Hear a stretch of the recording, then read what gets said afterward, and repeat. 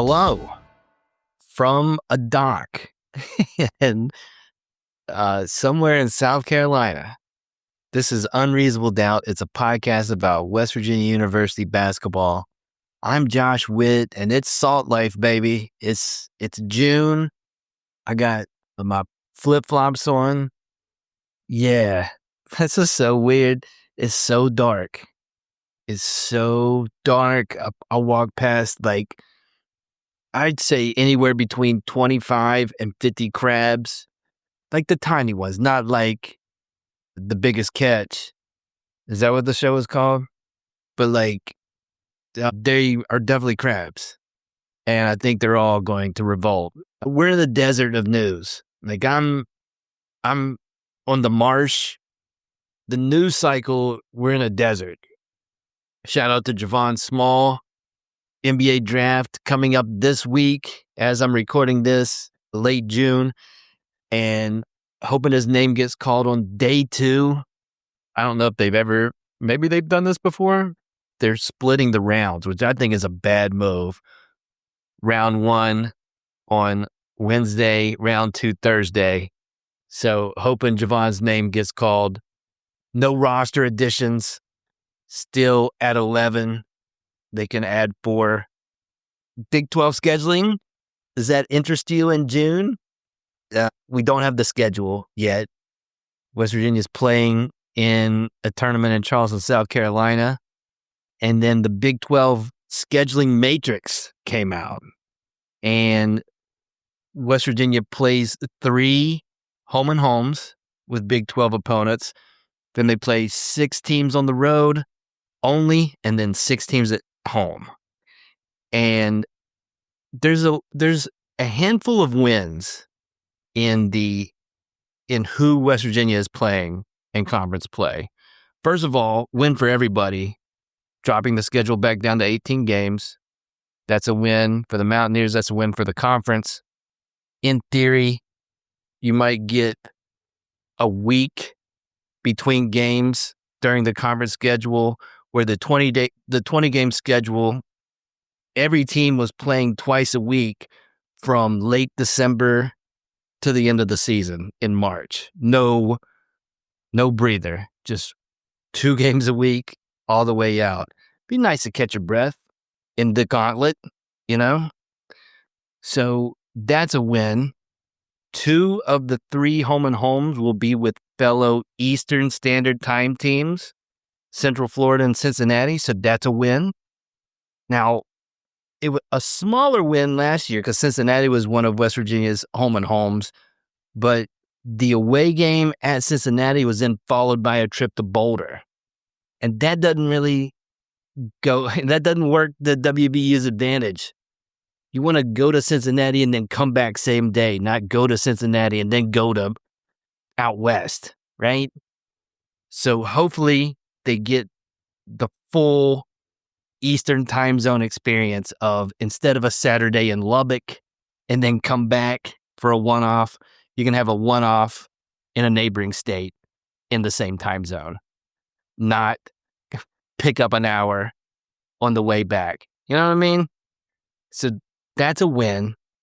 And then we'll get Sincere Harris and Kirk Kriisa in the Coliseum this year, playing not in Mountaineer jerseys, playing for the opponent. Those 2 guys are on Cincinnati's roster. We'll get a James Okonkwo return to the Coliseum. He's with Utah now after a year at Akron. So I don't think those are wins. That's just something interesting to look out for. And then I feel confident that the only trip way out west, and it's the farthest West Virginia can go, 2 games in Arizona. They'll play the Wildcats and the Sun Devils. I'm assuming that's going to happen in one trip. So that's technically a win. No Utah trip. And when you look at the teams that West Virginia is playing only on the road, there's some almost guaranteed losses. As many wins as West Virginia, I think, has in this schedule, and maybe this is a win, is that that they're not going 18-0 in conference, and they're going to take some L's for sure, or I feel confident. they're going to Houston. They're going to Arizona. As I mentioned, they're going to Hilton to play Iowa State. They're playing on that cursed frog skin court. So those are like, history says those are automatic losses. But the flip side is they get Kansas in the Coliseum. They get BYU in the Coliseum. And more importantly, you don't have to play in the Marriott Center. You play Baylor, so you avoid their new home court advantage, and you don't go to Lubbock. So they come to Morgantown. So all in all, I think that works out well. And that's schedule talk in June in a dock. Like I'm nervous. I'm nervous. I'm out here by myself. It's all good. But because it's the middle of June and we're in a desert of news, the Oasis is the first WVU practice video put out by social media. It's the first glimpse of these guys, all new guys outside of Abraham, and he's technically new because he never got on the court last season. And so let's break that down. What else are we doing in June? Let's break that down Zapruder style. And I'm going to give you 5 things I noticed from the 96-second video of practice.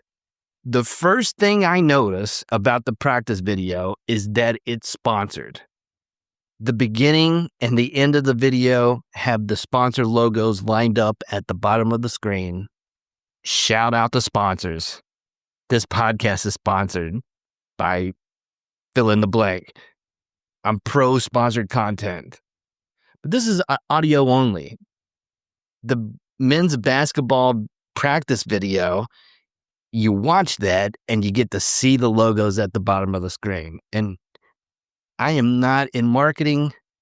I don't know how this works. It's the first thing I noticed. So I'm going to speak hypothetically here. Hypothetically, if I'm a sponsor of the first practice video, I would be concerned that the logo for the practice video did not have the best visibility. Okay? And most likely, if you were a sponsor of that practice video, you don't feel good about how your logo was presented. If you have a white logo, your logo is invisible at the beginning of the video. If your logo has darker text, your logo blends in with the dark background at the end, and you can't see it. So shout out, one exception, Tropics Restaurant and Bar, shout out to you because your logo is clear. The green cuts through at the beginning and at the end. Tropics Restaurant and Bar, you got your money's worth. Salute to you. So practice videos are sponsored now, and I'm pro sponsorship. The second thing I noticed are the first words you hear in the video. It's from an assistant coach. I believe is it Jace Earl? I think that is his name, assistant coach. That's my guess of who this is. And he screams, these are the first words in the video, "Yo, let's lock in. This is a classroom." And I love that. And you want to know how to improve school test scores? Every teacher, mandatory, when class starts, the teacher is mandated to scream, just like the assistant coach for WVU basketball, "Yo, let's lock in. This is a classroom." And I'm not doing that justice. The coach in the video, you have to say it exactly like he says it, because when I hear him say that, and I'm not in the practice facility, I'm on vacation, but when I hear that, I'm locked in. It made me lock in to the video. Those words and the way they were said, it does the trick. So let's do it in classrooms. Any learning situation, start it with, "Yo, let's lock in. This is a classroom." Obviously, it's not a classroom when he says that. They're practicing basketball, but it works. Let's lock in. I may start having those words lead the podcast in the off season, or maybe forever. And if there's an uptick in downloads, then that tracks because I love how that was said. I like it that much.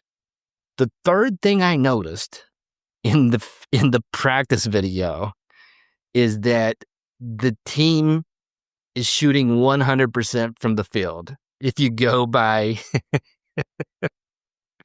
the video, all right? There's some decent passing and assists. Some of those assists are on the edge of traveling violations. Lots of fast breaks, no rebounds, no turnovers, no blocks or steals, just buckets. Did they make everything in practice? I'm going to go out on a limb and say no. But who wants to see misses in a sponsored practice video? You want to see buckets. You want to see makes. And in 98 seconds, there were 18 shots made. Some were just drills. Some looked like live action. So Coach Hodge is known as a defensive-minded coach. I guess you don't have to put the defense on display, or maybe we're going to get the defense-focused practice video soon. I'm looking forward to that, but not a ton of defense in the video.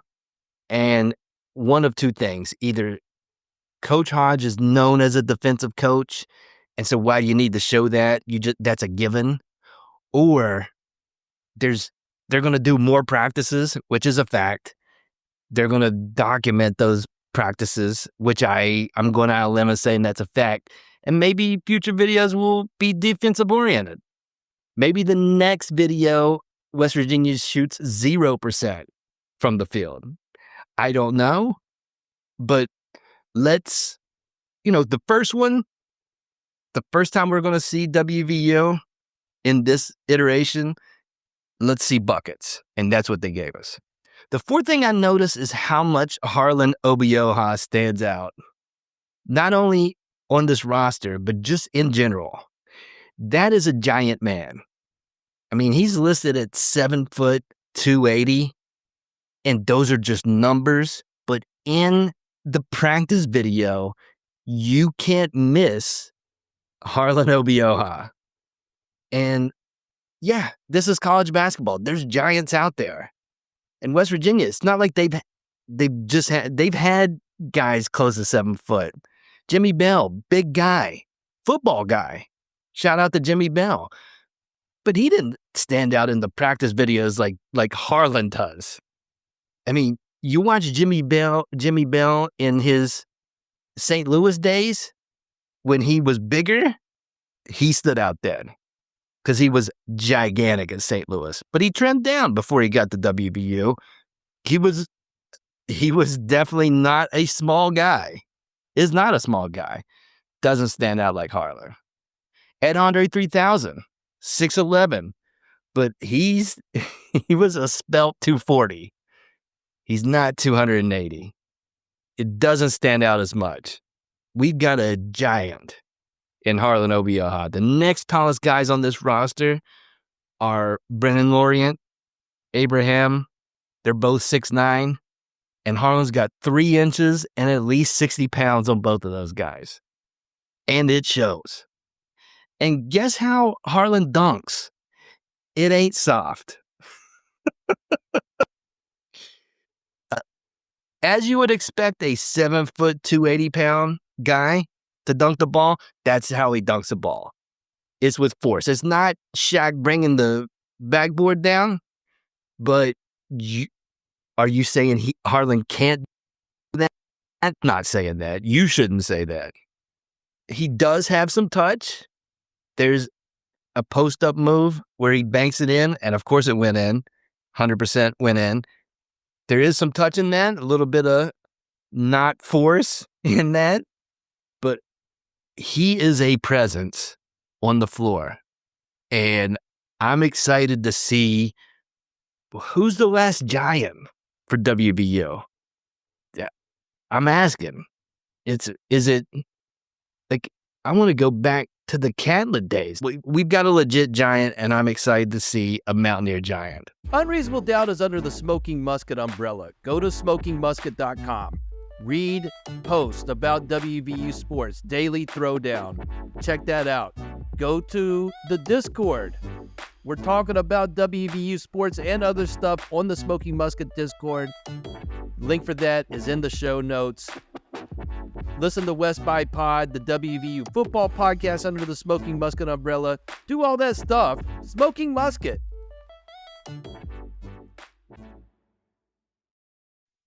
And I noticed lots of things because I just ran it back. And when you watch it on social media, it just loops. So I just looped the video. I don't want to tell you how many times. It's going to make me and you uncomfortable. But the last thing I'll mention is the game situation part of the video.